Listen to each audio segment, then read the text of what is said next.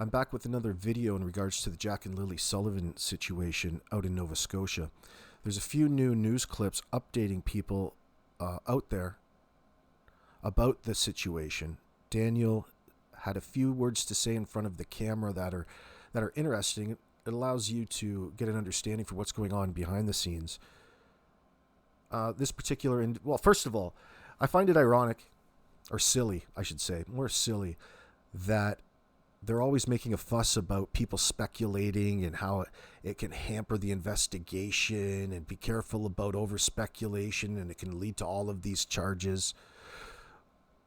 Yet it's okay when global news comes up and starts speculating themselves in scenarios, and it mimics the exact things that are being discussed on social media. Of course, you're always going to get the extremes on social media, not just. It doesn't mean you have to absorb the information and let it influence you.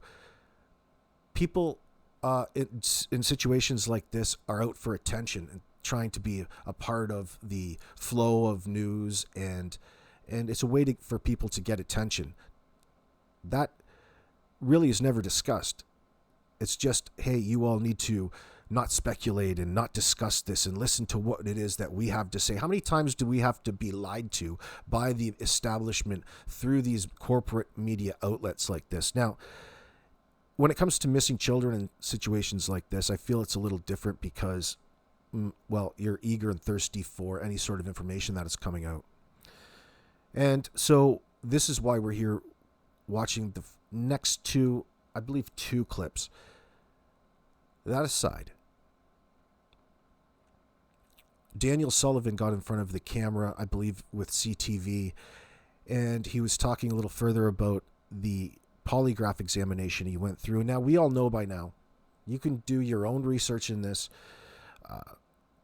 These are a polygraph examination comes with a standardized set of questions, and it's a way to really set a baseline. But more than that, it's a tool for investigators to really get deeper in a standardized way into the investigation. It's not an easy button. It doesn't tell you that he's lying. It doesn't do any of that. It doesn't hold up in any courts. It's an investigative tool, let's not forget. So I'm a little hesitant to be upset at Daniel in this situation. I mean, is he acting in front of the camera? Lots of people love to get up all in their feelings and speculate one way or the other, but at least he hasn't been hiding and hasn't been hiding from the camera, and he's thus far been fairly open to talk to people about the scenario at hand. Now, what I did learn is that he has supervised access when it comes to his young baby Meadow. Now, at this point in time, it doesn't mean that there is definitely anything going on domestically between the two behind the scenes. When the establishment, the Children's Aid Service, doesn't understand what's going on or don't know, you're probably going to base everything that they have to say off the mother at this point in time. It doesn't mean that she's necessarily being truthful. How do we know it's not deflection? And you need further investigation, of course. So whatever's going on behind the scenes at this point in time, I believe the mother is probably keeping away, keeping Daniel away to a certain degree. Like, I mean, if he's that horrible, why is he being allowed to see the children at all, let alone under supervised visits? Well, the answer to that is probably because the Children's Aid has no idea what's going on, and they're erring on the side of caution. Let's take a look at these clips. Now, this is former investigator on missing Nova Scotia children update. I don't know if the person was speaking English who wrote that title at Global News. If this is not a criminal investigation now, I'd be totally surprised. It's been almost 6 weeks since Lilly and Jack Sullivan were first reported missing from their home in Lansdowne Station. On Wednesday, the RCMP in Nova Scotia said many RCMP units, including Major Crime, are involved in the investigation, along with the National Center for Missing Persons. Police say they formally interviewed 54 people in their search. And this former Halifax regional police officer doesn't take that lightly. They're out there, and the only way they're going to see or get results in this is to be out there talking to people, looking at videos, looking at topography and what have you, and so on. They're not in offices doing this by a laptop, let's put it that way. In an update this week, the RCMP say they've collected hundreds of hours of video from areas surrounding Lansdowne Station between April 28th and May 2nd, when the kids went missing, and have received nearly 500 tips from the public. Police say they've searched every aspect of the family's home and received authorization to seize and examine devices. They'll go on the balance of probabilities based on the area that we fully searched with a lot of people. We can't find any evidence, be it a backpack, a shoe, or whatever. We can't find the kids. If you can't find them, somebody has to say enough is enough right now for searching those areas. So now we move to where? There's only one other option. A nefarious take to this. In other words, a criminal type thing. That's only my personal opinion. Police say they've used polygraph tests in some interviews. This former polygraph examiner south of the border says the test is used to monitor how a person's nervous system responds to certain questions. If somebody is successful in the test, then not that they're being eliminated, but they'll spend more time on people that are not successful. Not passing the test doesn't mean you're guilty or you're involved. It simply means that there's some issue there, maybe some knowledge, guilty knowledge.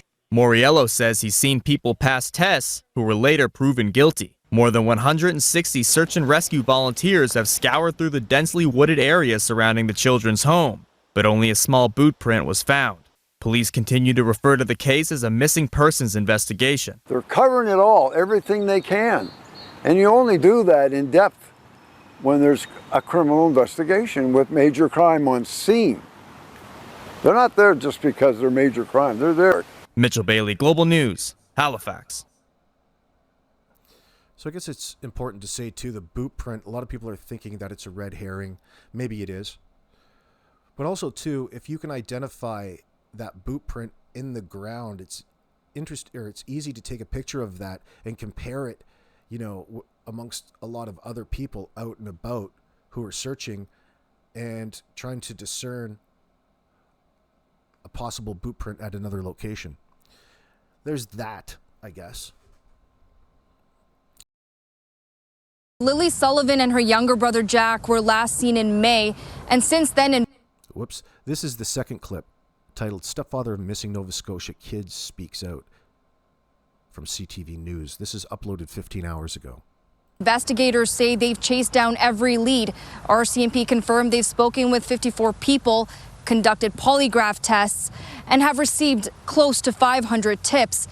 But yet, there's still no sign of the siblings. Jack and Lilley's stepfather says he was the first to volunteer for a polygraph, hopeful it would help the search and ease public speculation. I know it would be a big help in the case and kind of narrow down maybe some of the speculations and just provide more evidence. Daniel Martel says during the polygraph test he was asked several things, including whether or not he was involved in the disappearance of the children. He says both his cell phone and that of his estranged wife were confiscated and searched by investigators. This and weeks of interviews, there still hasn't been a major break in the case. And for their stepfather, the silence inside the once busy home is deafening. Going from a family of 7 to just me, I mean, I have nothing but time to just think. RCMP insists this is still very much an active investigation. They're reviewing surveillance footage and following digital evidence. But the emotional toll has already left its mark on Martel, including the loss of custody of his daughter, Meadow. I haven't even got to see my own kids, not even Meadow yet. But I'm still hopeful. I have supervised visits coming up that are granted by CPS. The children's So he mentioned, I haven't been able to see my own kids yet. That leads me to believe that he has children elsewhere with somebody else. I mean, is there something going on? I'm sure the investigators are getting into it. Not that I'm concerned about it. you would have to think that they're going to be wanting to know all about your business in that sense. And why? What was it on the day? You would think that this would be a time for support where you would rally together, rather than it be, I never want to see you again. You know, there was these reports of Danielle being blocked off Facebook. All of a sudden, she's demonized him. She's went radio silent in the media. She spoke to nobody.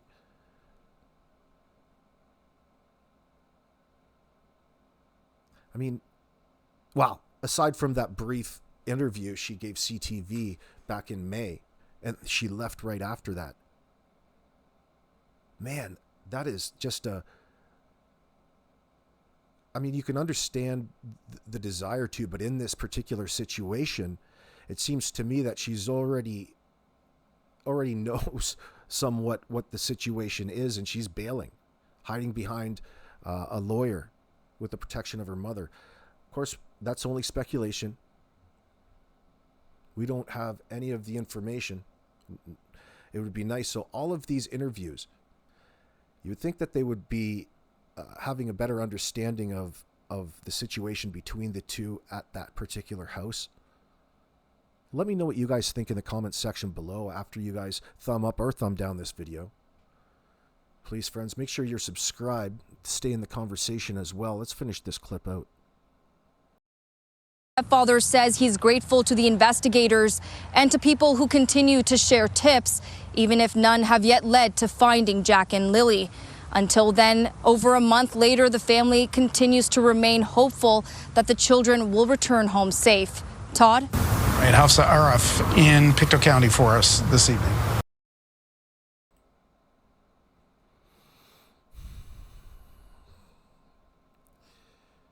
What do you think the odds are of them returning home safe?